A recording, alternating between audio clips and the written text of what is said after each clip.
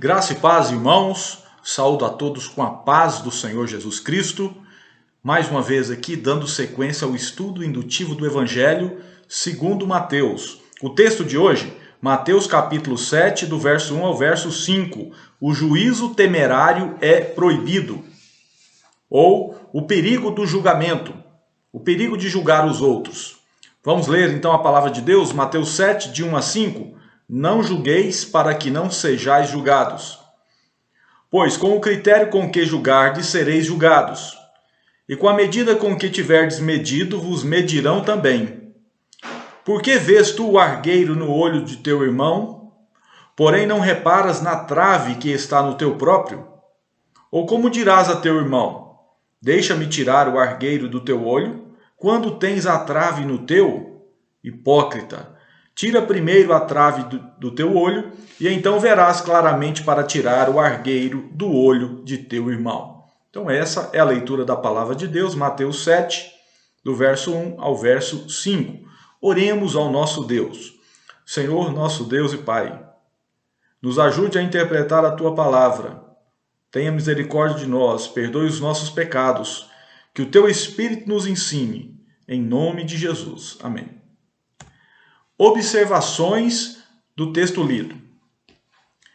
Qual é a ordem nesse texto? Qual que é o princípio, né? Então, nesse texto há uma ordem, há um princípio geral. Qual é esse princípio, essa ordem? É o verso 1, né? O verso 1 é a ordem, é o princípio geral. Não julgueis, para que não sejais julgados. Não julgueis para que não sejais julgados. E aí vem uma pergunta. Não sejais julgados pelos outros, pelas outras pessoas, ou não sejais julgados por Deus? É a segunda pergunta aqui de observação. Então, a gente percebe que muitos intérpretes entendem que Jesus está falando aqui das duas situações. Não julgue o outro para que você não seja julgado pelo outro e também não seja julgado por Deus. Mas a maioria prefere a interpretação não ser julgado por Deus, que Jesus estaria ensinando, não julgueis para que não sejais julgados por Deus. Mas outros acham que pode ser essas duas situações, não ser julgado pelas outras pessoas e também não ser julgado por Deus. Qual que é a razão teológica dessa ordem de não julgamento? Então, nós vimos que o princípio geral é não julgueis, para que não sejais julgados. E qual é a razão? Qual é o motivo? A razão teológica dessa proibição, né?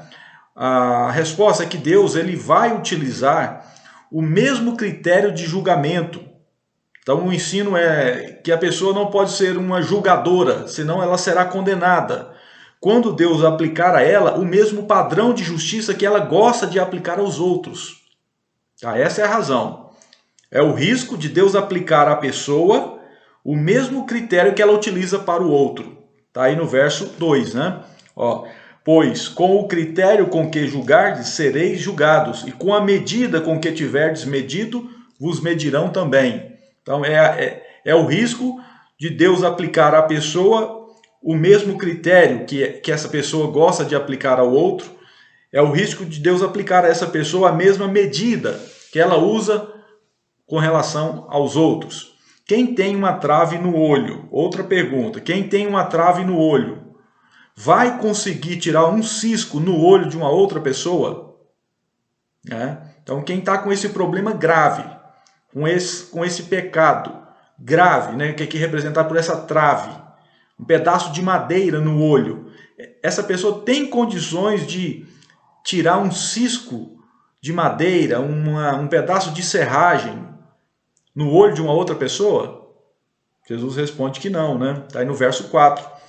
Ou como dirás a teu irmão, deixa-me tirar o argueiro do teu olho quando tens a trave no teu? Às vezes nem tem cisco no olho da outra pessoa, né? O próprio argueiro, a trave, né, pode impedir ou atrapalhar a visão. Mesmo que tenha um cisco no olho da outra pessoa, a existência de uma trave vai comprometer a visão, né? Essa pessoa não está em condições de fazer isso. Primeiro ela tem que fazer o quê, né? Está aí também no verso 5, né? No verso 5, a resposta. Então nós temos uma pergunta para isso. Ó, Jesus ensina a deixar o cisco no olho do irmão? É isso que Jesus está ensinando? Deixe o cisco no olho do outro. Cada um toma conta da sua própria vida. É isso que Jesus está ensinando aqui?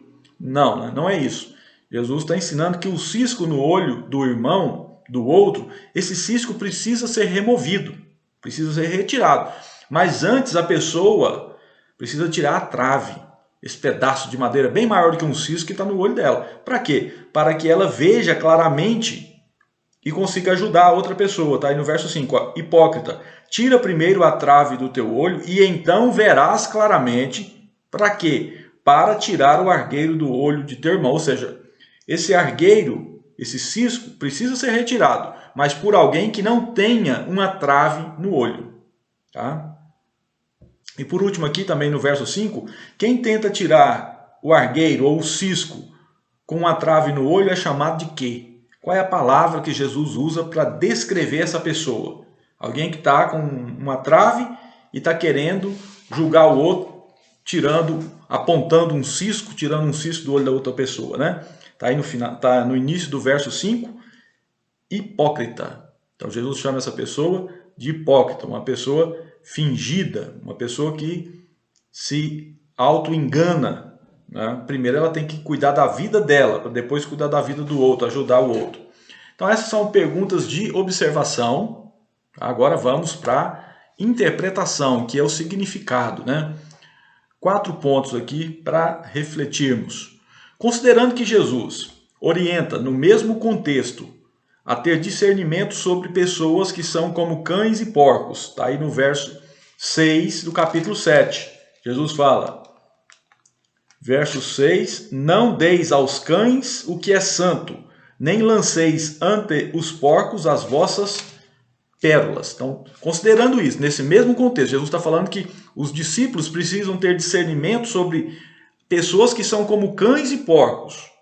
Ele também ensina que os discípulos precisam ter cautela sobre os falsos profetas. Está aí no verso 15 do capítulo 7. Acautelai-vos dos falsos profetas, que se vos apresentam disfarçados em ovelhas, mas por dentro são lobos roubadores. Então, considerando isso, que Jesus exige, orienta os discípulos a terem esse discernimento, nesse texto aqui do verso 1 ao verso 5, Jesus está ensinando que os seus discípulos sejam pessoas apáticas moralmente, pessoas sem opinião, pessoas sem discernimento, pessoas que nunca julgam ninguém, nunca julgam nada. Ou Jesus está, na verdade, ensinando, está condenando a postura de julgador. Jesus aqui está condenando o espírito crítico e recriminatório, ou está condenando a implicante caça de defeito nos outros, né?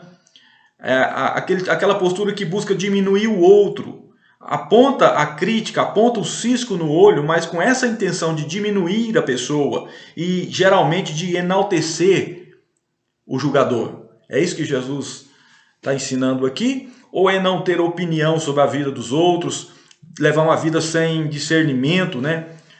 Em apatia moral? Então, é uma pergunta retórica, né? A resposta é essa segunda opção. Jesus não está condenando, ele não está proibindo todo tipo de julgamento. Muitas pessoas têm dificuldade com esse texto, né? Às vezes não querem emitir julgamento nenhum, mesmo contra o pecado notório, contra erros graves de algumas pessoas, né? Pessoas que se comportam como porcos, como cães, como falsos profetas. Mesmo assim o cristão fala, não julgueis, para que não sejais julgados. Não é isso, não é esse o ensino. Jesus está falando que a pessoa não pode levar uma vida, não pode ter uma postura constante, habitual de julgador, espírito crítico excessivo, as críticas destrutivas, um hábito, uma atitude de vida, né? O tempo todo criticando o irmão, procurando defeito nas pessoas. É isso que Jesus está condenando. Não é em certas ocasiões a pessoa ter uma opinião, né? Porque ele está falando que nós temos que nos acautelar com relação aos falsos profetas. Como que nós vamos saber que uma pessoa é falsa profeta sem julgá-la? Né? E aí aqui mais para frente a gente vai estudar. Jesus traz o critério de julgamento. É o fruto, né? É o que a árvore produz. questão de porcos, cães, né? Como nós vamos saber que uma pessoa se comporta como um porco e nós não podemos jogar as pérolas para ela se nós não tivermos esse discernimento, né, sobre o comportamento da pessoa? Resumindo, Jesus está falando para a pessoa não levar, não adotar esse estilo o tempo todo, de julgar as pessoas com essa intenção de diminuir, de se enaltecer. Tá? Outro ponto, a atitude sentenciosa, né? Essa expressão também representa o que Jesus está condenando aqui, uma atitude sentenciosa, condenatória. Por que essa atitude exclui o perdão de Deus? Porque essa atitude denuncia um espírito não quebrantado. Então, quando alguém fica o tempo todo sentenciando as pessoas, julgando, condenando, diminuindo e se enaltecendo, se engrandecendo, isso vai deixar evidente que o espírito dessa pessoa não está quebrantado. Consequentemente, isso afasta o perdão de Deus, né? A pessoa não tem humildade diante de Deus. Então, nesse sentido, e por essa razão, exclui o perdão de Deus. Então, aqui Jesus está condenando também podemos usar essa expressão, o fiscalizador de frutos. Às vezes, uma pessoa que tem esse estilo julgador o tempo todo julgando, ela se auto-engana, por isso que é chamada aqui de hipócrita. Ela pensa, não, eu não sou um crítico, eu não sou um julgador, eu sou um fiscalizador de frutos. Eu estou vendo se a pessoa está produzindo fruto, e ela não está produzindo fruto, né? O problema é que, geralmente, quem tem esse estilo não se atenta para o fato de que comete pecados semelhantes. Não é isso que Jesus está falando. A pessoa tem uma trave no olho e está preocupado com um cisco no olho do outro. Ou seja, ela não reconhece que está com um problema espiritual ou que comete pecados muito mais graves e profundos e danosos do que o pecado que ela está acusando na vida do irmão. Podemos resumir dizendo que o povo de Deus deve viver com justiça e demonstrando misericórdia. Então, o povo de Deus, nós podemos resumir esse ensino dessa forma: o povo de Deus deve viver com justiça e demonstrando misericórdia. E essa perspectiva equilibrada protegerá a pessoa tanto do espírito sentencioso quanto da apatia moral?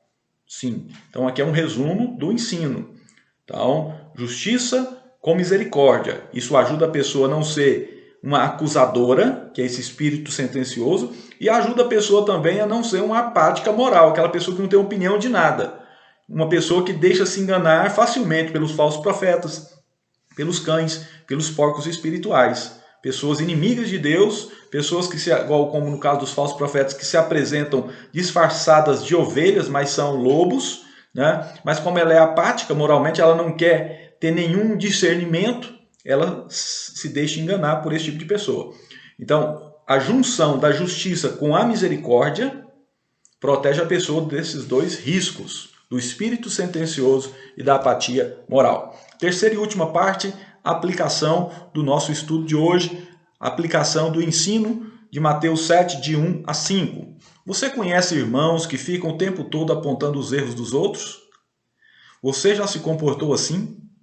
O tempo todo, apontando, nossa, viu o que a pessoa fez? A pessoa é isso, a pessoa é daquele jeito, ela faz isso, ela sabe qual que é o defeito daquela pessoa? Ela tem é uma pessoa muito boa, mas tem um defeito muito grave. Você conhece alguém que é assim na igreja? Ou você, uma vez ou outra, ou você se comporta assim o tempo todo? Conhece pessoas que gostam de ridicularizar os irmãos da igreja? Por exemplo, ridicularizar os pregadores do evangelho, enquanto se reúne a família num almoço de domingo e a conversa é ridicularizar as pregações de determinados pastores, determinados obreiros, né? Isso não pode representar o que Jesus está condenando aqui, esse espírito crítico exagerado, né? Essa atitude julgadora depreciativa. Quais são as traves que possam estar no seu olho que impedem a retirada de cisco nos olhos dos outros? Então pense sobre isso, né? O que pode ser uma trave no seu olho? Qual pecado, qual falha moral pode atrapalhar a sua visão, de forma que você não tem condições nenhuma de ajudar uma pessoa que esteja com um cisco no olho? Outro ponto, os críticos doutrinários que gostam de apontar os erros dos outros costumam ter dificuldade de reconhecer os seus próprios erros, né? Eu penso que sim, é um risco que existe. Não é que é proibido fazer crítica doutrinária, mas as pessoas têm que estar atentas a isso, né? Que às vezes naquela ânsia de comprovar a sua tese, a sua visão, o seu entendimento, ficam só criticando outras igrejas, outras religiões, outras pessoas, outros irmãos. Mas o crítico tem, às vezes, essa dificuldade de reconhecer os seus erros, de reconhecer os seus pecados, de reconhecer que talvez tenha uma trave no seu olho, né? E o último ponto aqui, ó, quantos na igreja se comportam como o rei Davi, quando quis matar o fazendeiro rico da parábola do profeta Natã? Muitos irmãos conhecem a história, quando Davi tomou a mulher do seu amigo e providenciou a sua morte. Quando ele foi confrontado pelo profeta Natã por uma parábola, e Natã conta uma história para ele dizendo que tinha um fazendeiro rico e um fazendeiro pobre que tinha apenas uma ovelha. O fazendeiro rico roubou a ovelha daquele pobre e Davi fica indignado. E Davi demonstra ódio e quer matar esse fazendeiro rico que fez isso. Nesse momento, o profeta Natã diz: você é esse homem. Você é esse homem que roubou essa ovelha. Então, quantas pessoas não se comportam dessa forma, como Davi, né? Que querem matar o fazendeiro rico, quando na verdade estão cometendo pecados muito mais sérios, muito mais graves, muito mais prejudiciais ao reino de Deus. Bom, chegamos ao fim deste estudo, Mateus 7, de 1 a 5, que você possa continuar meditando nesse trecho da palavra de Deus, muito importante, né? Que nos ensina bastante. Que Deus continue te abençoando. Utilize esses estudos para os pequenos grupos da sua igreja. Se você ainda não tem um pequeno grupo, te incentivo a criar, né? Pode utilizar o material de PDF, está aí na descrição do vídeo. Que Deus te abençoe, que tenha uma semana abençoada, um final de semana protegido pelo nosso Deus, em nome de Jesus. E se Deus permitir, na próxima semana queremos dar continuidade aos estudos indutivos no Evangelho de Mateus.